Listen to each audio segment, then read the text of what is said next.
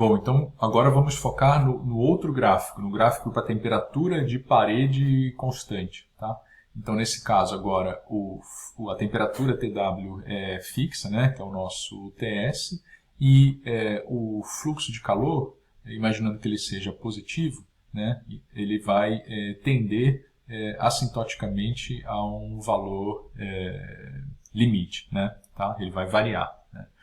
Assim como vai variar também a temperatura média de mistura. O fluido entra, a temperatura está infinita, a temperatura de mistura vai aumentando. Tá? Mas esse aumento, dá para ver aqui que não é um aumento linear. Tá? E existe uma razão de ser para isso. Tá bom?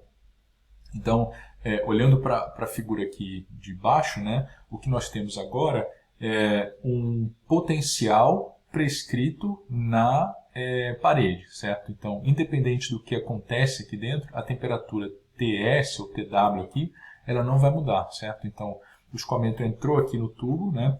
Automaticamente a parede atinge aquela temperatura, o fluido junto da parede atinge a temperatura TS e se forma uma região de camada limite, né? A gente pode até traçar mentalmente aqui com alguma coisa aqui o crescimento da camada limite, certo? Então, inicialmente aqui, junto dessa região bem confinada à parede, é onde toda a variação de temperatura acontece, e aí essa região, termicamente influenciada pela parede, vai aumentando o seu tamanho, certo? Até o ponto em que as duas camadas de limite se encontram e o escoamento se torna desenvolvido, tá bem? Então, o que nós observamos aqui, né, gradualmente, ao contrário dessa condição de fluxo-calor prescrito, é que gradualmente ocorre um relaxamento, digamos assim, do gradiente de temperatura junto da parede, né? Então aqui, numa região em que a camada limite é bem fininha, o gradiente é bem acentuado, ou seja, a temperatura varia bem forte numa região de espessura bem pequena, certo? E aqui ele vai ficando cada vez mais suavizado, certo? Ora, mas se o gradiente de temperaturas na parede, né, ele é proporcional ao fluxo de calor, né? A gente tem para a lei de Fourier ali na parede que o fluxo de calor é menos K gradiente de temperatura. Se o gradiente de temperatura relaxa, digamos assim, né, se ele diminui também o fluxo de calor, certo? Tá? Eu não estou mais impondo a derivada como eu estava impondo aqui, eu estou impondo o valor da temperatura. Então, consequentemente, né, a tendência é que vai ocorrer lá em x infinito um equilíbrio térmico entre o fluido e a parede, certo? Coisa que não acontece aqui. A gente já vai discutir isso mais para frente, tá?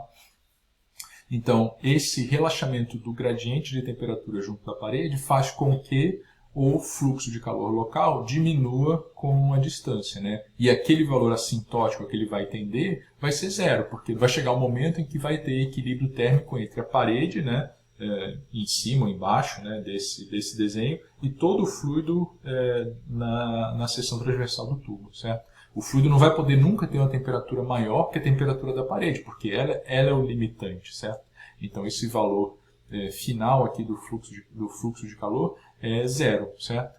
E aí, à medida que o escoamento avança, cada vez com um fluxo de calor menor, né, com uma derivada desse perfil de temperaturas menor, é claro que a temperatura média, sim, ela vai tender à temperatura da parede, mas com uma derivada que vai ficando cada vez menor, né? Com uma taxa que vai ficando cada vez menor. Ela vai tendendo assintoticamente à temperatura da parede, certo? E esse decaimento entre da diferença entre temperatura de parede e temperatura média de mistura, né? Para um determinado x, essa distância entre as duas temperaturas, ela decai exponencialmente com a distância x, né? Assim como o fluxo de calor também decai exponencialmente com a distância, certo? É um decaimento natural, certo? Tá? Ele obedece uma lei logarítmica, tá bom? Então, esse é um aspecto muito importante, né? No caso do fluxo de calor prescrito, não existe um limite para a temperatura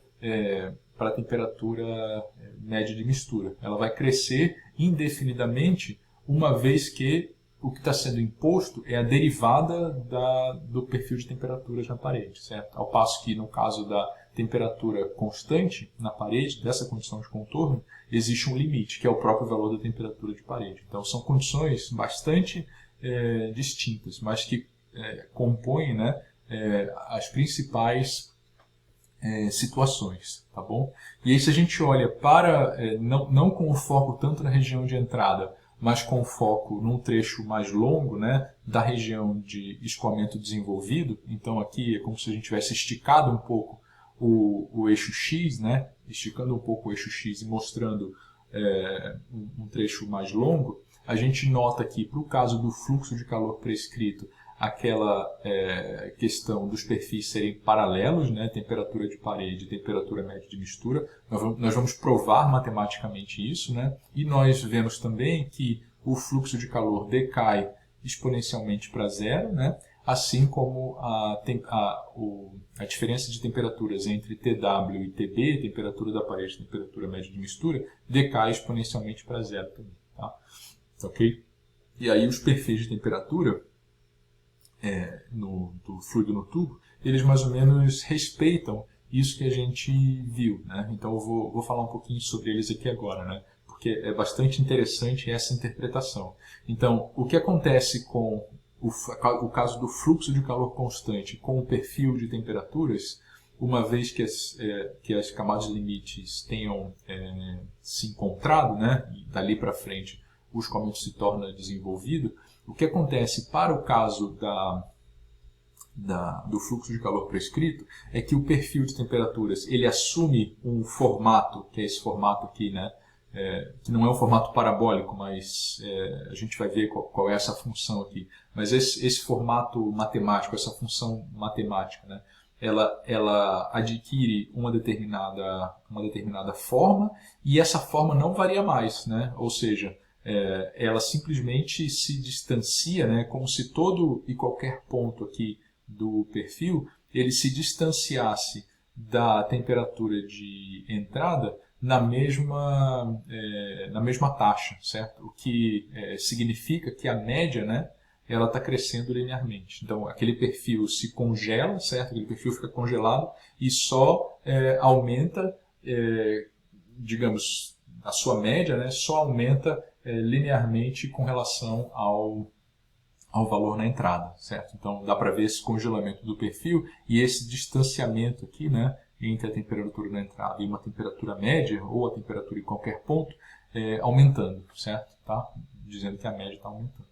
Ao passo que aqui, ó, nessa situação, né, da temperatura prescrita, o que ocorre é bem diferente, né? Então, aqui as camadas de limite se encontraram e aqui é a última porção do escoamento em que ainda resiste com a temperatura igual à temperatura T infinito. Isso também acontecia aqui, né? Aqui nesse ponto é a última porção do escoamento em que resistia alguma parte do escoamento com a temperatura T infinito, né? E a partir daí, o perfil de temperaturas ele só vai murchando, digamos assim, né? Ele só vai ficando cada vez mais tendendo a um valor uniforme, à medida que o escoamento vai avançando, né? Então aqui ele tinha uma inclinação maior, né? Uma derivada maior, essa derivada vai diminuindo, né? Por isso que a gente falou, porque o escoamento vai tendendo ao equilíbrio térmico com a parede, e aqui nesse ponto, notem que o perfil já é muito mais suave, e se a gente pega um ponto um pouco mais para frente, né? O perfil vai ser aquela reta, né? Aquele valor uniforme e igual à temperatura da parede, certo? Então, essa interpretação ela é muito importante para que a gente identifique as diferenças nas relações matemáticas que a gente vai usar para computar perfis de temperatura, coeficientes de transferência de calor, enfim, relações para variáveis para essas diferentes condições de contorno, essas duas condições de contorno distintas, tá? Tá ok? Mas uma coisa que não muda, né? Uma coisa que não muda e que a gente até já comentou aqui, né, nos slides anteriores, mas não formalizou, só vou avançar aqui, depois eu volto para esse slide, o coeficiente de transferência de calor, certo? Ele vai continuar sendo definido a partir, obviamente, da lei de resfriamento de Newton, né? E esse H, né, esse coeficiente de transferência de calor, a temperatura de referência para ele é a temperatura média de mistura, certo? Tá? Então, eu tenho aqui o fluxo de calor local, é dado pelo produto de um coeficiente de transferência de calor local vezes essa diferença de temperatura local. Se eu tiver temperatura de parede prescrita, né, esse cara aqui vai ser uma constante. Essa temperatura de parede vai ser uma constante. E aí, essa diferença de temperatura Ts menos Tm, ela vai diminuindo, como a gente viu ali nos slides, né? Ela vai diminuindo à medida que o Z aumenta, né? Até o ponto que, por exemplo, se o dTm dx for zero, né? Então, vou voltar mais 2 slides aqui, né? Se o dTm dx for zero, e o Tm aqui é o Tb, né? Se ele for zero, né? Se ele atingir aqui o equilíbrio térmico, o que nós vamos ter é uma ausência de transferência de calor, certo? Porque o dTm dx é zero, houve equilíbrio térmico entre Ts e Tm e o Q já é igual a zero, certo? No caso do fluxo de calor prescrito, não é mais o Ts que é zero, que é constante, mas sim o fluxo de calor que é constante, né? Então, o fluxo de calor agora sendo constante, tanto Ts quanto Tm vão variar com x, né? Tá? E aí, depois, matematicamente, a gente vai ver que na situação de escoamento desenvolvido, essa diferença aqui é constante. Tá? E aí, sendo a diferença constante para escoamento, na condição de escoamento plenamente desenvolvido e sendo o fluxo constante, obrigatoriamente o H vai ter que ser constante. Tá? Então, essas nuances elas são bem importantes. Tá? Eu acabei colocando o slide que mostra o comportamento do H e também do fator de atrito, né, em função de x antes da definição do H, mas não faz mal. Né? Então, o que a gente tem aqui é uma região.